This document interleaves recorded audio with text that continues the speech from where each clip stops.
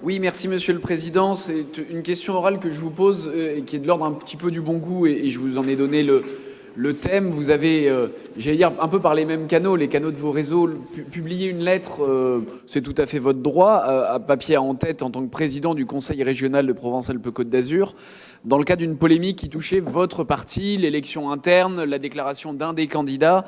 Et je vous cache pas que l'utilisation en fait du papier en tête dans ce cadre-là, pour faire des rappels un peu internes sur la discipline du mouvement, l'autorité ou non de la commission d'investiture de votre mouvement, nous a un peu gênés. Et c'est vrai, autant vous l'auriez fait, vous auriez fait une déclaration à la presse dans laquelle on aurait mentionné que vous étiez aussi président du Conseil régional Provence-Alpes-Côte d'Azur, vous auriez soutenu un candidat, on l'aurait parfaitement compris, ou un candidat ou un autre. Mais là, c'est vrai qu'utiliser le papier en tête et d'intégrer et d'assimiler notre collectivité au rapport conflictuel que vous avez eu avec M. Larrivé sur une déclaration qu'il avait fait donc pour le cas niçois de l'investiture aux élections municipales de Nice, nous a un peu gênés. Et c'est un petit peu une sorte de motion d'ordre. Est-ce qu'il ne serait pas possible, dans ce genre de polémique purement interne au parti, qui est toute la liberté des partis politiques de s'administrer, d'éviter d'utiliser le matériel collectif et les logos collectifs afin qu'on distingue bien ce qui est de l'ordre des affaires internes des partis et de l'administration libre des partis en interne,